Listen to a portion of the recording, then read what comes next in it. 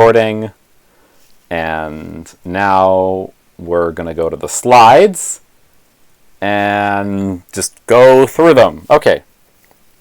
So it looks like we've got our 3 statements here. Boy loves girl. And this kind of table will decide if we input this boy and this girl, is it true that the boy loves this girl? And that's that.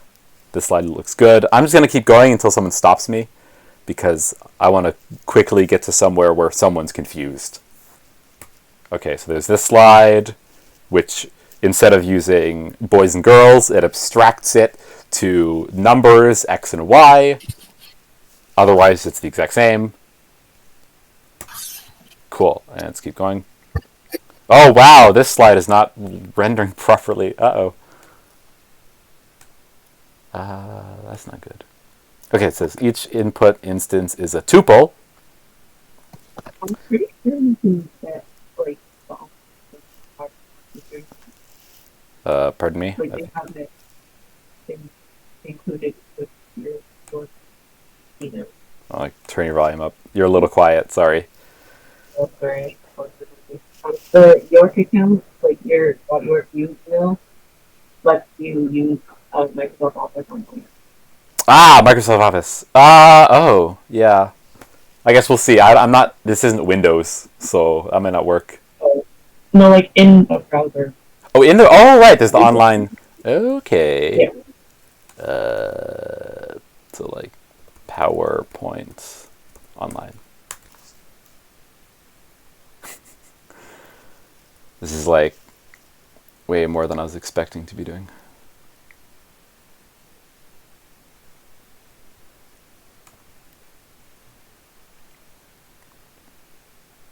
What? Excuse me? Let's try that again.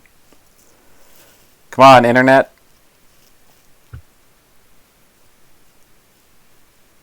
Okay, this is... Oh, and it's me. That's my Microsoft account. Okay, that helps.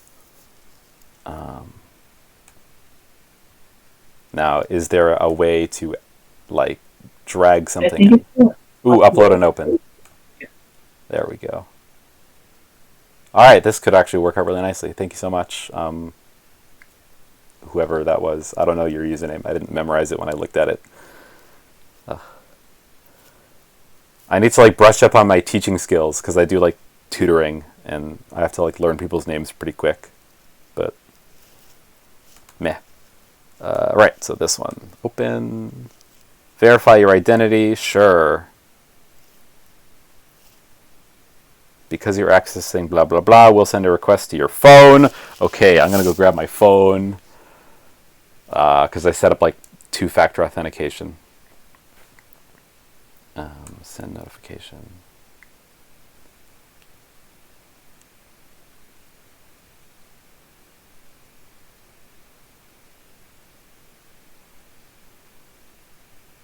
Do.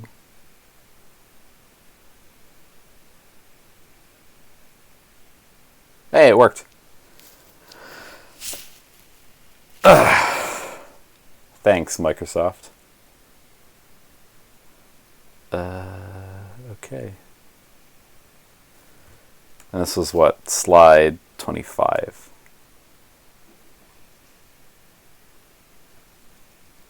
Haha! I got PowerPoint.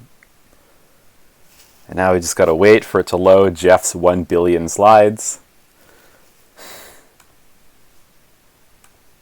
Oh, the links don't seem to work. That's okay. I know where we are.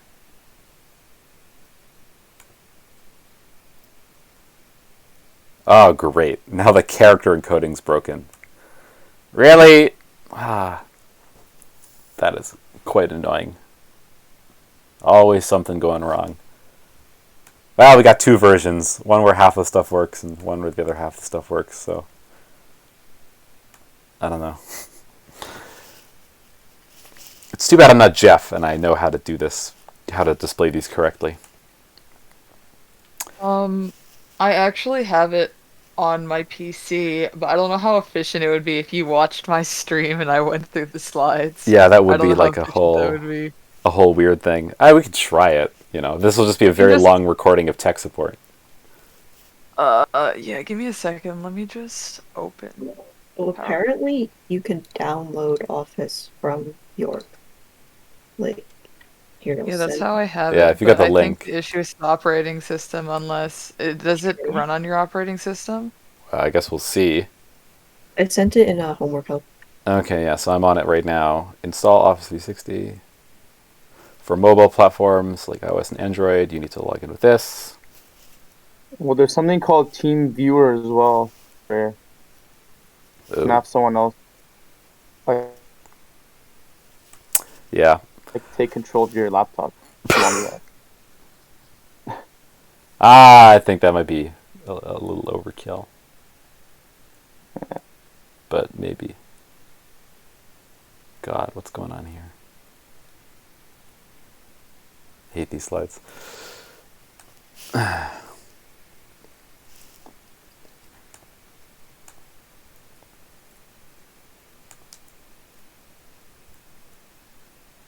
At least most of these are working. One for now. Yeah, because it looks like these are, like I think we can figure out what these symbols are just from context. Like this is definitely X is inside of U. These are definitely the triangle brackets. Okay, this should be fine. Right. Okay, so this is the slide we were on. So here's our arbitrary relation.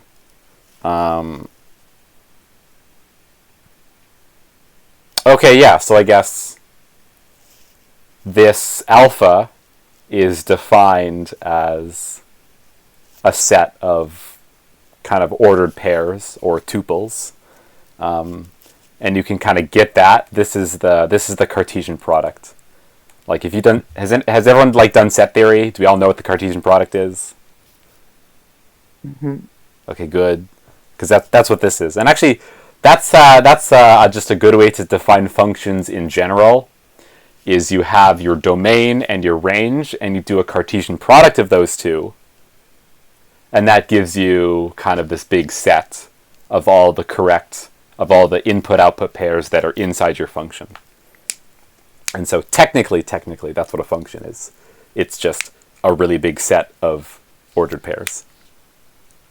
And, this slide kind of does that, but there's only 4 things we're doing, and then 2 to the exponent 4 is 16, and so that's how many things we get here. Okay. So any questions about this slide, or should we just keep going? Hello? Are we good with this slide? I'm pretty good with the slide. I wanted to ask, could we go over a specific slide, if that's okay? Absolutely, yeah. Pick a slide. That'd be great, actually. Let's do that. So the slide I was really confused on was pretty much the last slide we left off of. It should be around 52, 53. It should say Game 1 and Game 2. 52. Oh, yeah, so here's Game 1. So, yeah, and then 53 should be Game 2. So for me, no, oh yeah, 54. I don't know. Yeah, here's Game 2. I mean, there's kind of the little built-in animations that we kind of got to go through. Right. So my confusion with it specifically was the order of the quantifiers make no sense to me in Game 1. So in Game 1, if, for an example, y2 is a quote-unquote function dependent on x1, it should go after. You know what I mean? Yeah, I agree. That's what really confuses about me with the game, is like, if I go off my knowledge from 1019, I can pretty accurately translate a lot of stuff into quantifiers. Mm-hmm. But the moment you add a game in, everything hits the fan. I don't know what is happening. Well, admittedly, the game is just a way of proving things. So everything else, I would hope, is the same. But yeah, okay, let's take a look at this. So there might actually be something to this that lets us switch those quantifiers and still, like this is a statement, and this is a statement that is clearly different from this one, because here it suggests that what is it? Right, that y2 should come after x1. But I guess this one is going to be easier to... Oh, actually. I think it's because he groups his He groups his, potential ones, and then the universal ones come after. Yeah, well, oh yeah, like in general, if there's kind of this arbitrary x1, y1, x2, y2, you would group it like this. But you know what? Here's something interesting. So this, in here, we have our y2 in front of the x1, which means that the prover, the blue guy, has to pick that y2 first, and then the adversary gets to pick x1 after, which means this statement is more difficult to prove, or stronger, quote-unquote, than what this kind of suggests it should be. Like if you go look at the game 2 slide, this is the order of the quantifiers. The red guy picks x1, and then afterwards we get to pick y2. So this one is easier to prove, and this one is harder to prove. So you could, for example, think, oh, if I prove this one, the harder one, then I automatically know that this one is true, because this one's the easier one. That might be what Jeff was trying to get at by just kind of switching the quantifiers on us without really telling us exactly why. Thanks, Jeff. So that might be what Jeff is trying to get at. Yeah, it says the order of the plane is very important. That's probably what he meant. Oh, that's true, yeah. But like, yeah, here, you know, prover goes, adversary goes, prover goes, adversary goes. So yeah, that's definitely how the game goes down. Because in 1019, the order does matter, you know? Yeah. And actually, like, if you were here right at the beginning with our little example here, when we have our points and lines, you know, this one was false, this one was true, and the only thing we changed, was the order of the quantifiers. Boop, boop, boop, boop, boop, boop, boop. How's the stream? The stream's still on. The recording is still going. It's been only 12 minutes. Okay, cool. All right. So, all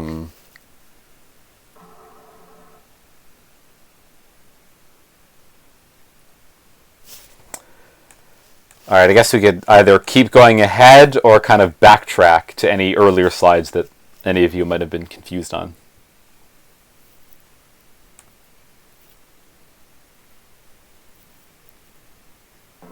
Okay, great. Thanks for clarifying that. I just want to say thank you. Yeah. And yeah, no, so should we just disregard game 1 then? If like you said, if we're just gonna go like prover then adversary, or like shouldn't we just disregard game 1 at this point then? I mean, I guess. I guess it's hard to tell, because if Jeff gives you this on the test, does that mean Right. Jeff wants game 1 the way it's written out? Or does Jeff want game 2? That's very... Yeah, which one? Just put Hopefully both? next lecture clears things up. Yeah, maybe we should ask that. Like, well, okay, I mean, if I remember, Jeff said that in general, it's always all the exists go first, and then all the forels go after. So if I had to guess, I think it's actually game 1 that we're supposed to do. And Okay. I can kind of justify that by saying that this statement here in game 1 is a stronger, more difficult to prove statement. And so game 1 kind of automatically covers the game 2 version. But the game 2 version isn't strong enough to cover the game 1 version. So maybe, no matter how this little condensed version is set up, if you always put all the exists first and all the forels after, you'll have a stronger statement, because you have to pick stuff that the adversary has every opportunity to screw up because all the Pharrells come after. Like, Right. maybe. Okay. I feel like I've said a lot, and some of that might have gone over people's heads. So I'm going to, like, stop now, let people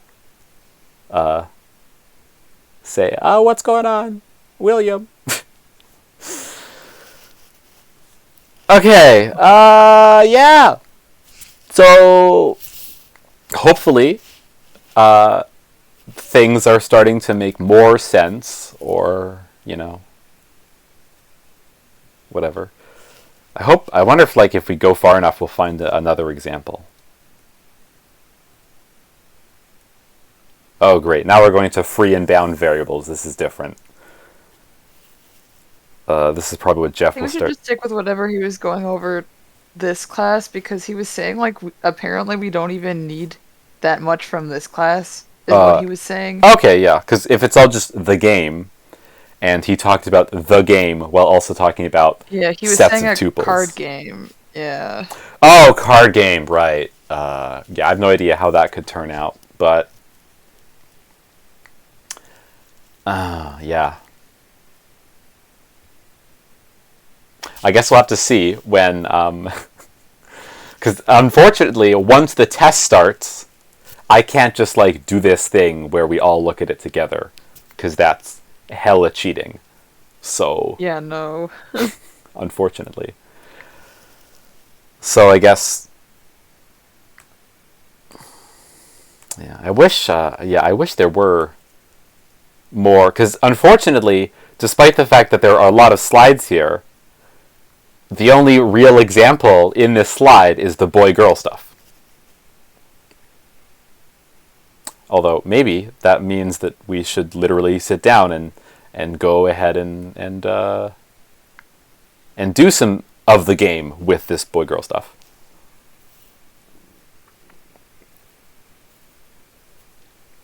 So yeah. All right. So like. So yeah, like here's 3 universes. And in all 3 universes, this statement is true. But this statement is only true in this universe, and it's false in these 2.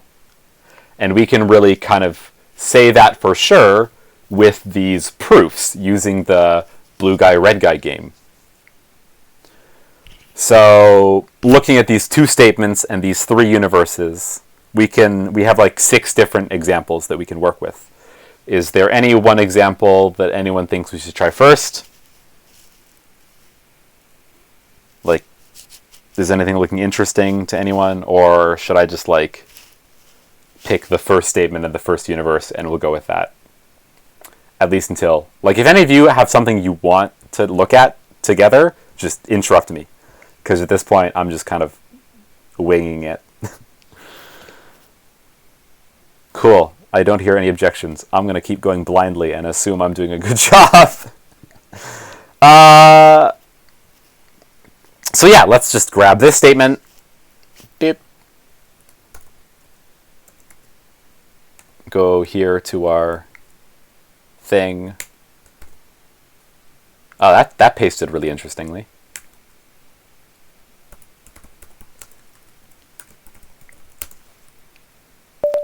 Okay, so here's our statement that we want to prove. And so what's the first thing that we're going to do?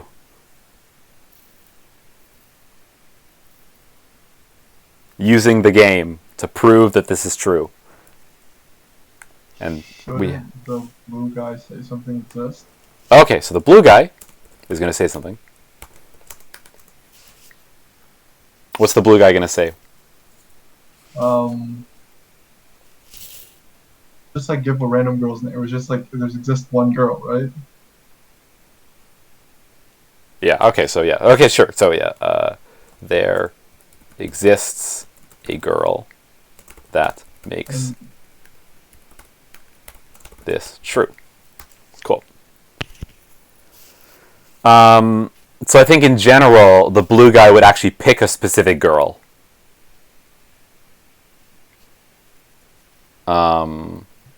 So which girl should we pick?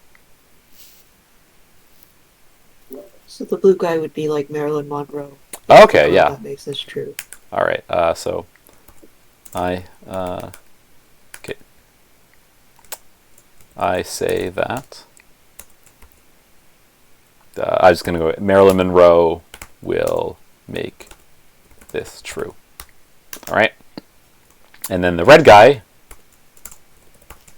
What's the so now? What's the red guy gonna do? It's his job to list a boy or an instance where he thinks it is not true. Yeah. Are we so, trying to?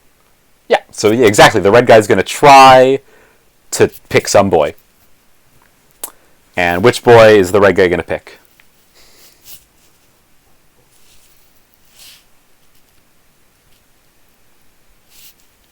Wait, doesn't that vary? Sorry, I interrupted something. Go ahead. No, I was just gonna say no, I don't know. I just come up with some random name.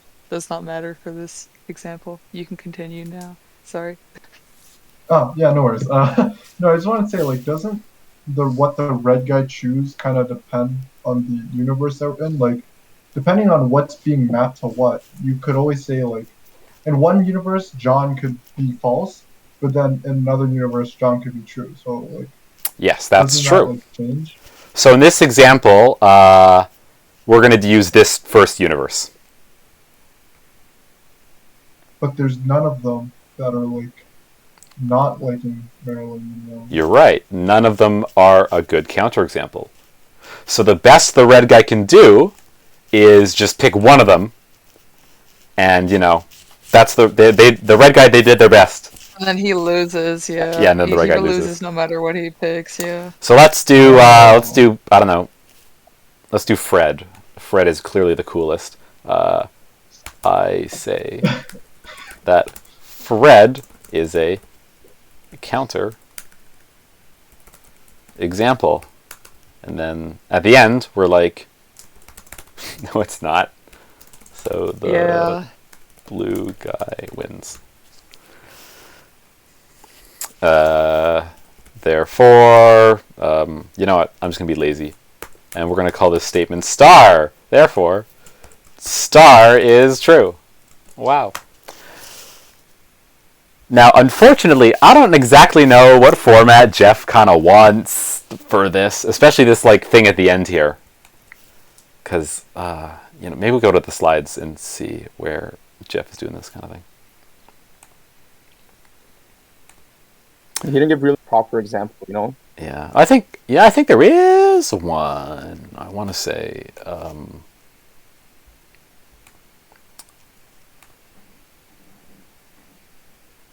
Like he shows how it's like dependent on each other and stuff, but it's like Yeah. Oh, there we go. Yeah. So yeah, like the blue guy says, wait.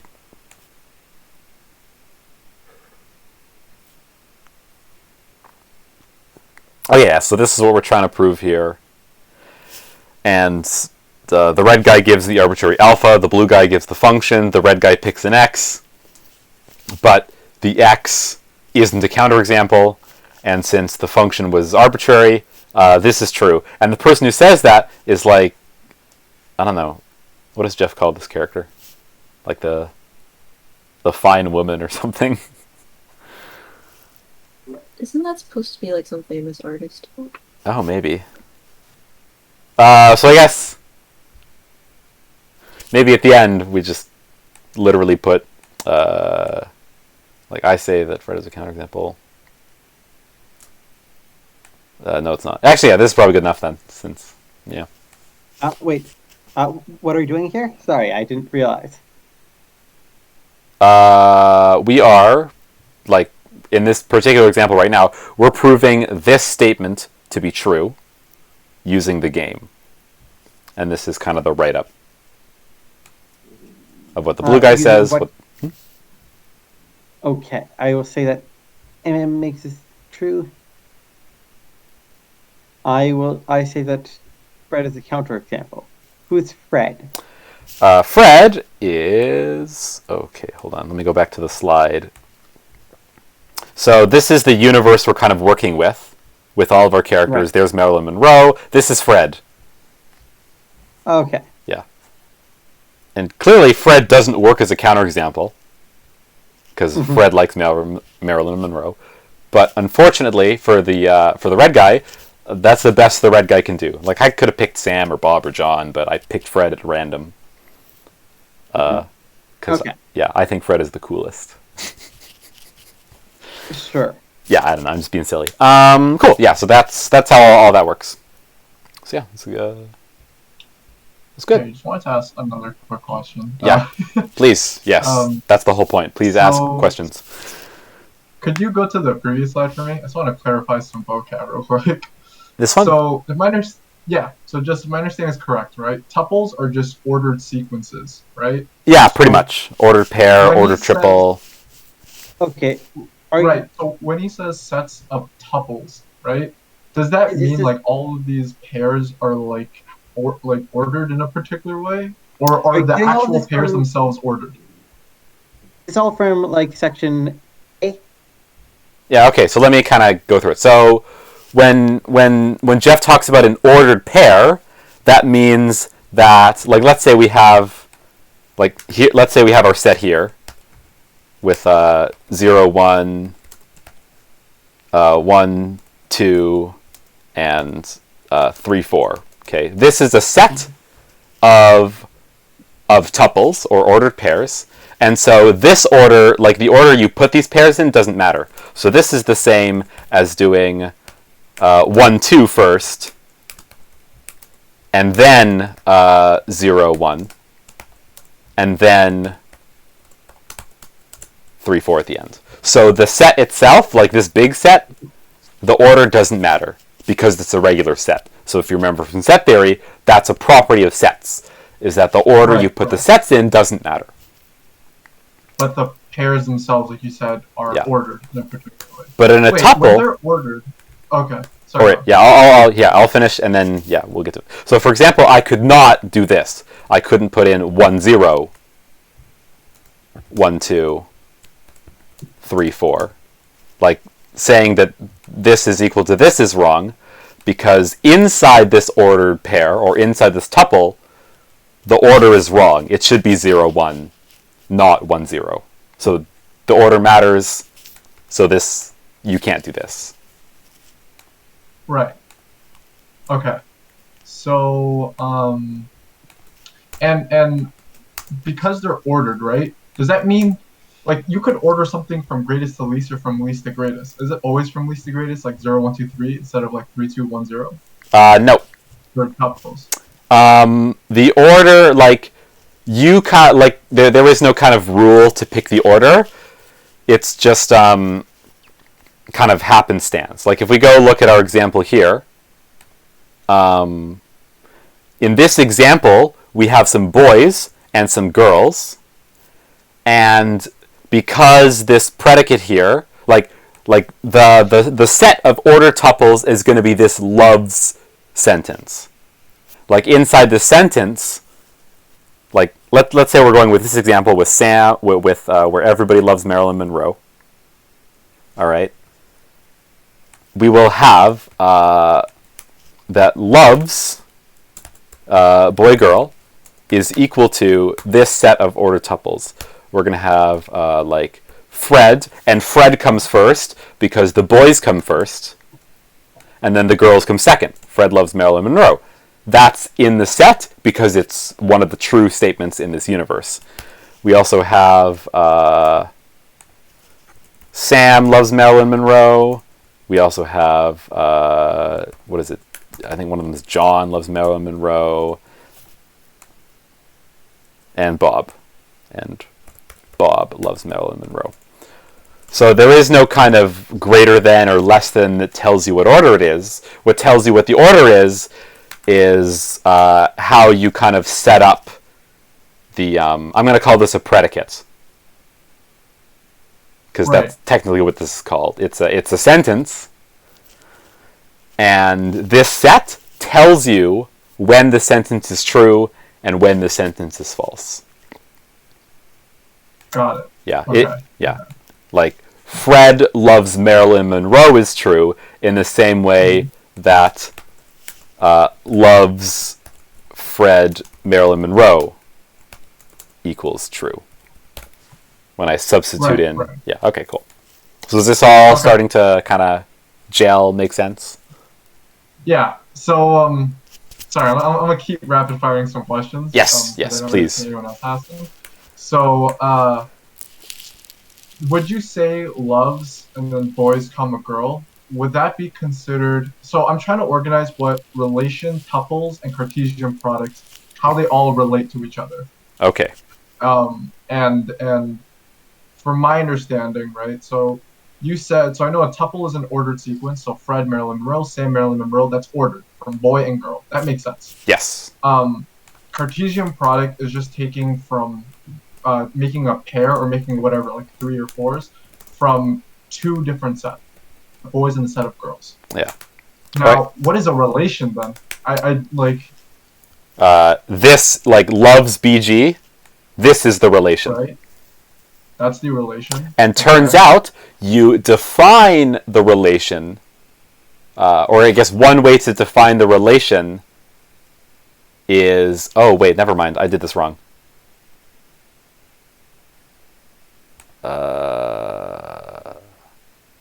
Right. It's not being inside the set means it's true. The relation is... okay, never mind. Now I'm getting confused. Okay, no, it's good that you're asking these questions because we're really getting to the bottom of this. Right, because here it says, loves Fred Marilyn Monroe equals true. So maybe, this equals true, this equals true, and this equals true, and this equals true. But inside, we can also put all the false ones. So, for example, Fred loves... Who else is here? Mary. Fred loves Mary equals false, and that's the same with all the combinations of Fred loves whoever. And the same thing with Sam loves Marilyn Monroe. It's also the case that we could say that Sam loves Mary equals false, and keep going with everybody else for Sam, and same with Bob, same with there. So I'm too lazy to write out every single possible combination, but like... Loves is basically like a method or a function, and then Yes. like boy and girl are basically parameters, and then they just have restrictions on them, and you're trying to figure out which ones the statement applies to. Yeah. Okay. Yeah. So that's kind of how this works. And so, like you'll notice that inside of this loves thing, there's every single possible combination of a boy and a girl. And you get that by doing the Cartesian product. You'd have your set of all your boys, Fred, Sam, John, and Bob, and you would do the Cartesian product with the set of all the girls. So Marilyn Monroe, Mary, blah, blah, blah. And I guess this equals loves Fred, loves BG, I think. Like, oh, almost. Okay, you know what? Oh, I see. So I think I might have been wrong about this. Okay, I'm like starting to figure this out, maybe.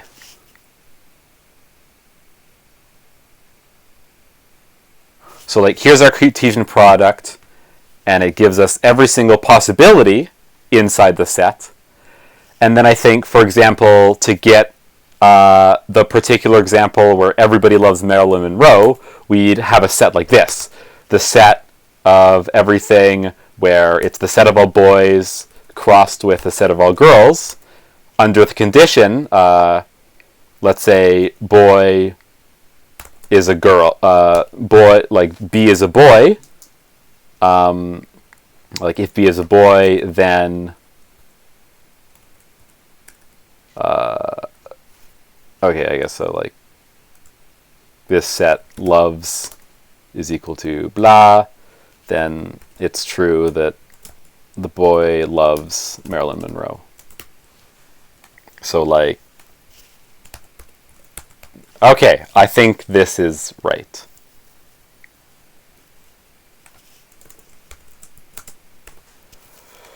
So here's... You would do the Cartesian product. Yeah, so like... with both full sets. Pardon me? And then based on the expression, that's how you would like do his green squares thing I think so, for yeah. the ones that are true. Okay, yeah. So like this this sentence here, like kind of carts off and says this one is part of the set, this one's part of the set, this one's part of the set, this one's part of the set, or it's saying this one is true, this one is true, this one is true, this one is true, because it's a little vague what this green square officially means, like in a set theory way.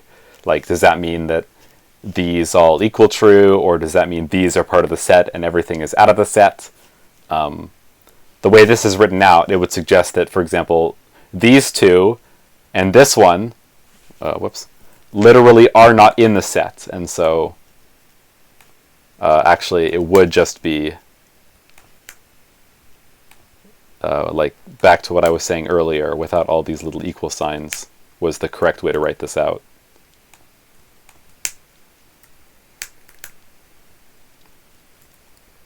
Yeah, okay. I love how this basically looks like code now. But maybe that's confusing. So let me bring it back to just the set. Okay, and let's bring this down here to show that these are kind of the same thing. It almost seems like Java streams. Yeah, kind of. Actually, yeah, there's definitely a connection to programming where you have a function and you input some things and it outputs a true or false value, for example. So I guess all these relations are methods with return type, with Boolean return type, per se. Maybe that's the connection. But at this point, we're just kind of speculating ourselves. We don't know if this is... I don't know if it's just my end, but your audio is like really choppy. Everyone seems to have that experience, and I think it's just because I have bad internet.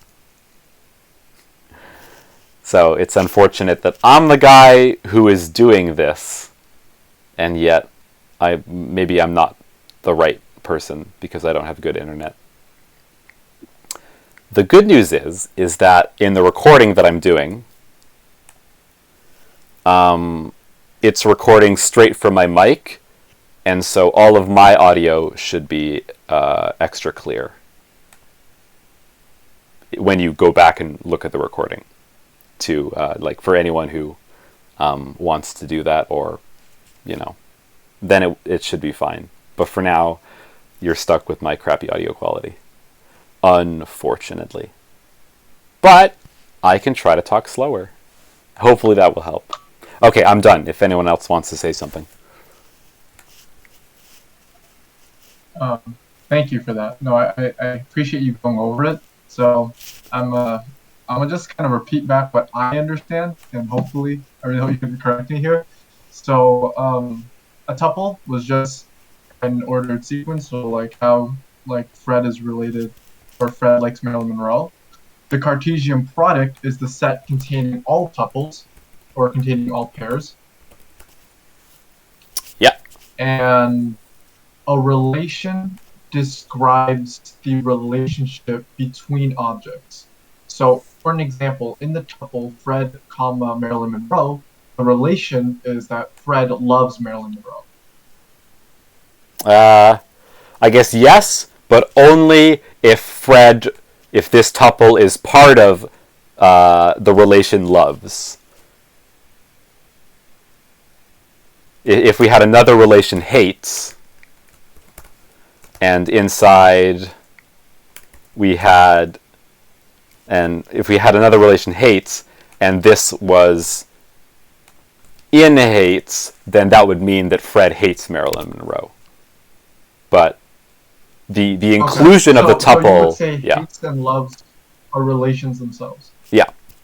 Like they describe relationships. Yeah, so I think the relation is specifically a Cartesian product where you kind of have every possibility, and then you only include the things that make that kind of relation true.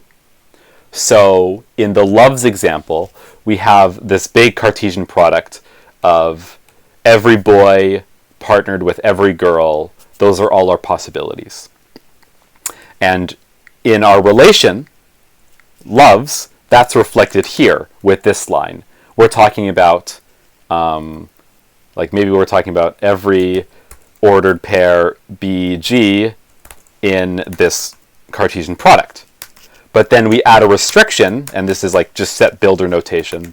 This is something you should hopefully remember from, I want to say 1019. Like, you probably did this, right? Mm-hmm. Yeah. Yeah, it's like such that B is, so the boys are in the set of all boys. Yeah, so in that yeah. of Marilyn Monroe. Yeah. So I guess this is really saying if B is a boy, then that boy loves Marilyn Monroe. And that's everything that's included in this relation. And so if we kind of write it out without set builder notation, then instead of including all 16 possibilities, this relation, so instead of including every possibility, which is what the Cartesian product would do, without any restrictions, in this relation, we only have these 4 tuples that inside this relation. And that tells us that Fred loves Marilyn Monroe, Sam loves, Marilyn Monroe, this is supposed to be Marilyn Monroe, John loves Marilyn Monroe, and Bob loves Marilyn Monroe. And so this set describes the relation, this set builder notation describes the relation, and also this diagram describes the same thing. Got it. Yeah. Okay. So like this Thank you. I diagram is the appreciate it. relation. Okay, cool. Makes a lot of sense. Thank you. Yeah. Thank you very much. I appreciate it. Cool. Yeah, so this this is actually some like legit set theory, because I'll be honest, I don't know when people learn set theory normally in university, because I was a big nerd and taught it to myself in like grade 12. So like in grade 12 and first year, I learned this idea that relations could be sets of tuples and all that stuff. And so, this idea of having a relation be framed in set theory and doing this kind of thing with Cartesian products, it's very familiar to me. But also, that was like a month or two of me casually looking at random set theory books and them mentioning this. So the fact that this is confusing makes a lot of sense, because I don't think set theory is usually taught this way. Like, I'm pretty sure they teach it in Math 1025, but it's a different way of thinking when it's not numbers. Oh, right, yeah, because like normally in a math class you work with numbers, but here we're working with boys and girls, and later cards apparently. That's going to be fun. Okay. Dang, that was a lot of stuff. Okay, that was good. I think that kind of wraps up that little bit. The timestamp. Okay.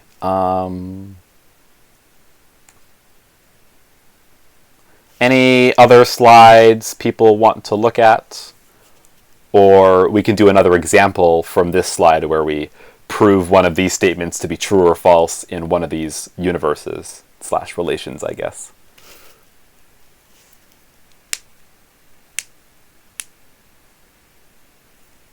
Because if not, if no one wants to do either of those things, then I think we might actually be kind of good, kind of done. Going back to the game one, I feel like that's where I because the boy-girl thing, it was basically just reviewed from what I've taken in my previous logic course. Mm-hmm. But can you go back to the game slide just so I can have a look at it real quick? Slide. I don't know. Like the slide where he was saying, "Oh, red guy and blue guy are playing a game." Oh, like way earlier? Or No, the Uh, where It used to be they're like using game too, right? quantifiers, nested quantifiers. nested quantifier. Okay, let's go up here. I might be. Yeah, I don't know. I don't know if that's. I just say words sometimes. I don't know if they're right. Yeah, I mean, I'm sure you know what slide you want. I just don't know which slide you want, so we're gonna have to find it. I think we looked at it earlier. Yeah, like at least in the PowerPoint version, I can kind of click on these.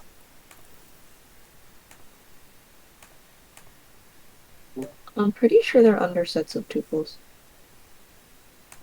Okay, so like, okay, so we go back to sets of tuples.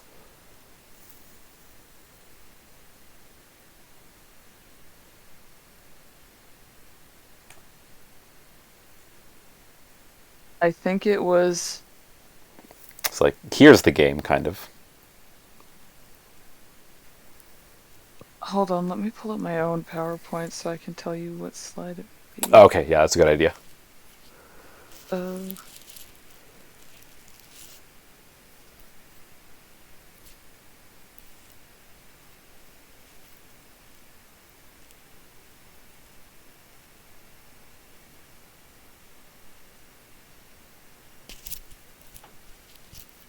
hmm.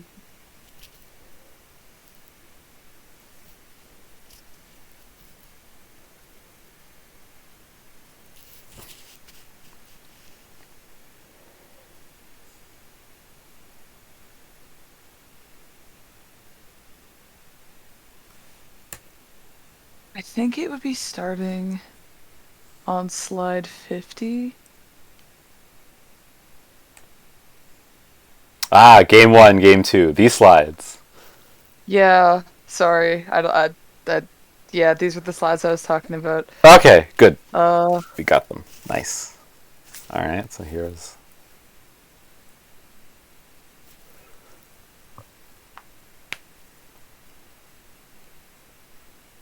let me. Wow, this is like really high in the clouds, high level example. Yeah, no, I just because like the previous ones, like the one where he was showing all the like the 4 dimensions, and then the one with boy girl, I was like okay with, but I think I was kind of lost with the when he started the games between the red guy and the blue guy. Mm-hmm. Okay, well I guess like we could do an example of how the game would look with the boy girl example, or we Okay. could. Yeah.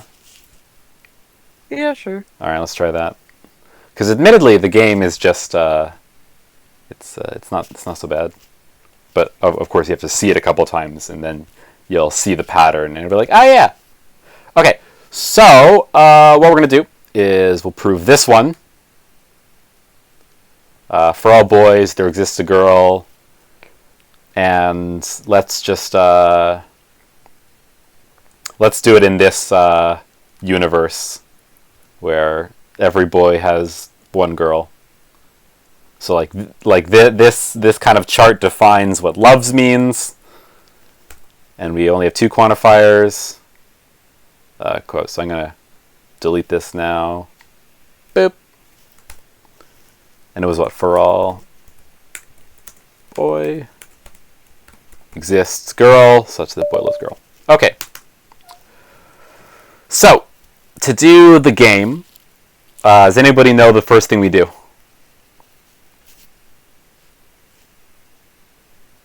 Like, it's going to be the blue guy or the red guy that goes first. Who's going to go first? The red guy let's go chooses for like a blue guy. garbage-free boy. Someone said the red guy, someone said something else. Who was the other guy who said something else? I said the blue guy. Okay. It's going to be the red guy, because the red guy handles 4 He walls. uses 4 walls, so it must be the red guy. Yes. Yeah. The red guy handles 4 walls. And the red guy is going to try to come up with a counterexample. A boy that doesn't love a girl. So that's what the red guy is going to try to do. Is that going to work out for the red guy? No. No, because no such counterexample, no true counterexample does actually exist. Okay, so red guy's going to then try his best, or their best, and just pick Bob. I say that Bob is a counter example. Or I say that Bob will make loves false. And I'm not going to, I'm too lazy to write loves BG. It's the same thing. And so then the blue guy comes next. And what's the blue guy going to say? Basically, Bob loves. Yeah, let's go look at the chart. Who does Bob love? Marilyn Monroe. Oh, wow. Look at that. Well, see here. Buster. Let me okay, no, we don't need to write all that. Look. Bob loves Marilyn Monroe. And so... And then we've gotten to the end, so we've proven the statement. Boop, boop. So, there were only two quantifiers, this one and this one, so only two things were needed to be said. So this was a pretty simple example, unfortunately. I think the confusion is probably when more quantifiers are added in. So Oh, if they yeah. add like has a dog or something. So yeah, so we get up to like 4. Do do do do do do do do do do do. Yeah, I guess that's it, because in previous logic courses, I'm very used to them being like, oh, here's your x variable, here's your y variable. But now in this course, it's like there are 2 different x's and 2 different y's with different quantifiers. Yeah. Well, we can kind of sketch out what this is going to look like.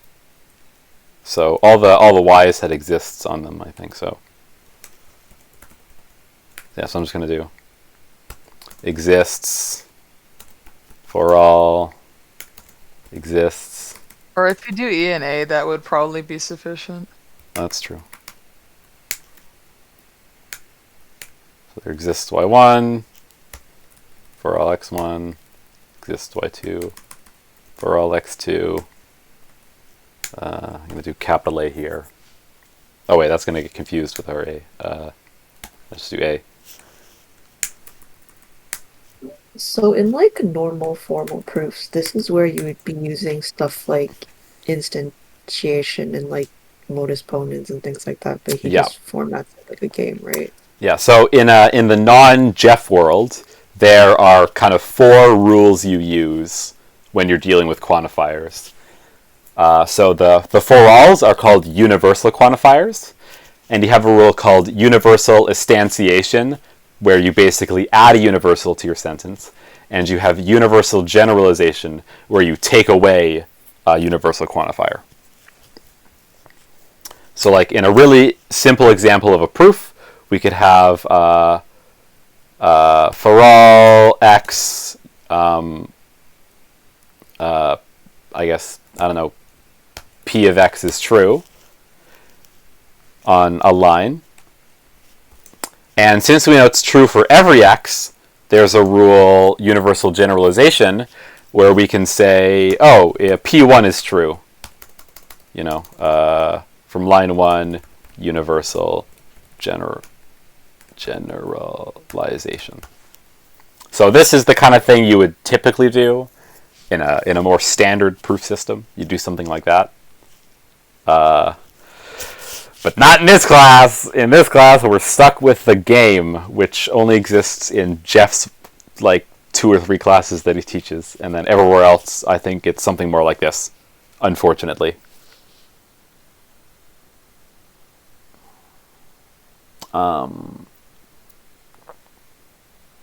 Wait, so is the game just Jeff's convoluted way of explaining this? Actually, I think the standard way is more convoluted.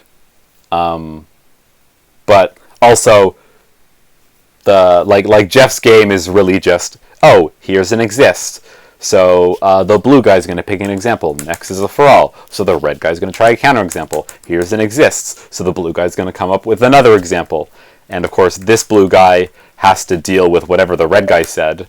And now this red guy finally tries to pick another counterexample. And if at the end here, the red guy is able to pick counterexamples, then this is false. And if the red guy can't pick counterexamples, then it's true. Every game, I'm pretty sure, always goes down that way.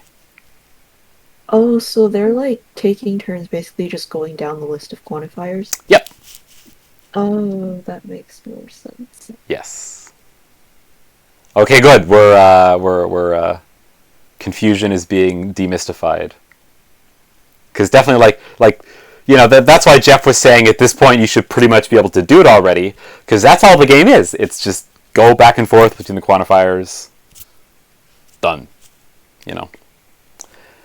I mean, and we're trying to prove that red will lose? like if you want to prove it true, then the red guy will kind of lose the game. They won't be able to find a counterexample.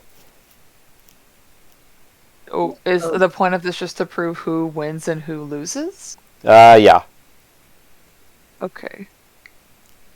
So in a way, we're basically just like playing against yourself to prove one or the other will win.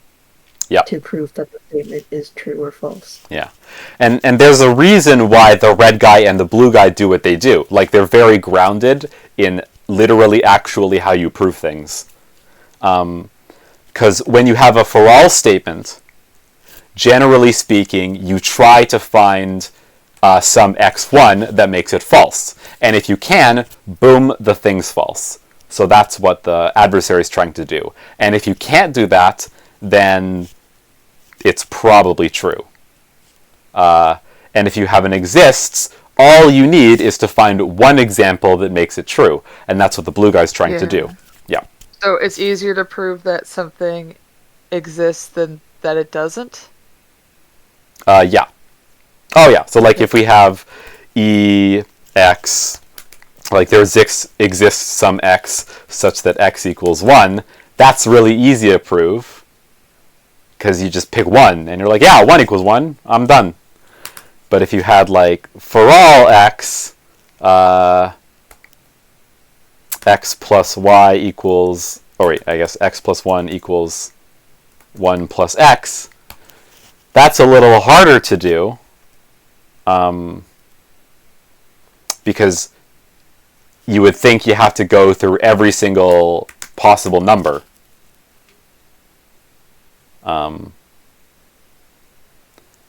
But instead, honestly, actually, let me put it this way. There are kind of two types of statements. There's one that start with an exists, so you're trying to prove that something exists, or something that starts with a for all, and you're trying to prove that it's going to work for every single case. So these ones, easy to prove true, hard to prove a false. And these ones are easy to prove false, hard to prove true. And I think it's... So let's say you have something that you're, you found that, okay, at least one... You found at least one that exists, so you know it's existential. How do you prove whether or not it's universal? Does that make sense? Do you understand what I'm trying to ask? Yeah. Like how do you do the hard thing? Like if you have this hard, that is not very straightforward. Is that not really? Is that out of the scope of what we're trying to do here?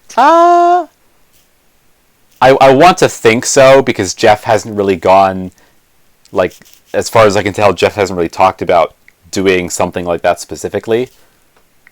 Or at the very least, actually, you know what? Like, in the game, for example, the red guy loses when the red guy can't find a counterexample. And so, similarly, that's how you would prove that a for all is true. You prove that it's impossible that it's false, which on the face of it sounds like the exact same thing. And now that I think about it, it is that is the exact same thing. But like really, you have to do other things instead of counterexamples or examples. Like, for example, this one's true because of like some algebra rule, some other bigger generalization. So that's often part of it. Or you could do like a proof by contradiction. Proof by contradiction is often a technique used to do something like this. I mean, I remember doing questions like this in like 1028, but it was basically like a lot more math based rather than just more conceptual questions. But like based on the course so far, I feel like we're not going to be doing a lot of things where we use mathematical axioms. It's more just... Yeah, it's more like you have to come up with the axioms from the example.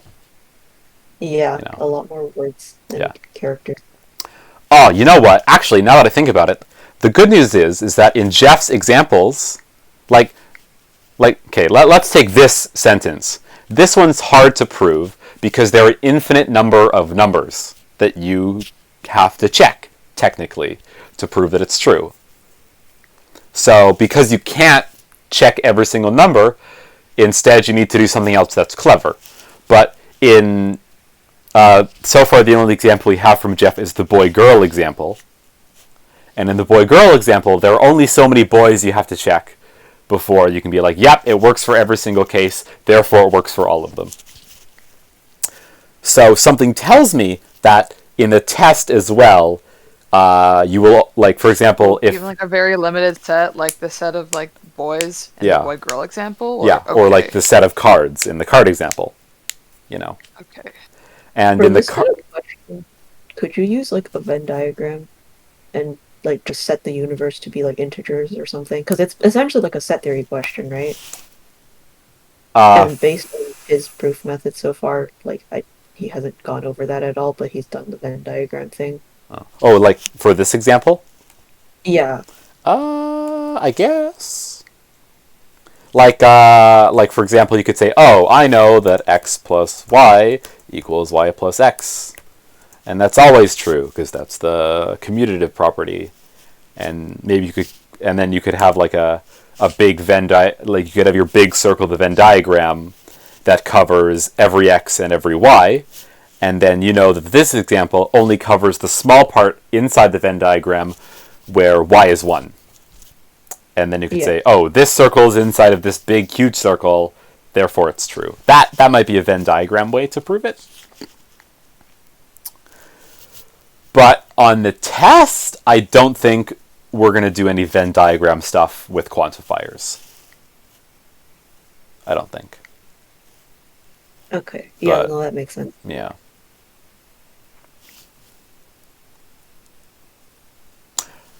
Although earlier we did use Venn diagrams to do like ands and ors. And often you can think of these quantifiers as a big list of ands. Like here, this is saying 1 plus 1 equals 1 plus 1, and 2 plus 1 equals 1 plus 2, and 3 plus 1 equals 1 plus 3, ... Like, does that kind of make sense? Well, like referring to the rule where something in itself is going to be equivalent or true, I guess. Yeah. Okay. I don't know. I just figured I'd bring this up because that's a thing. Maybe never mind. I just realized that's like literally the notation for like Cartesian product in set theory. I'm like looking at my 1028 notes. Oh. Because the way you write the Cartesian product for set theory, like in set notation at least, is like the brackets with like a comma b, and then it's like a in every a, like the set of a, and b in every b, the set of b. Yes. Like that? Yeah. Hey, Cartesian product. Yeah. So like if you can understand this, you're in a pretty good place. Like this is like the kind of basics of set theory that I feel like aren't always taught very well, but I don't really know because I taught it to myself.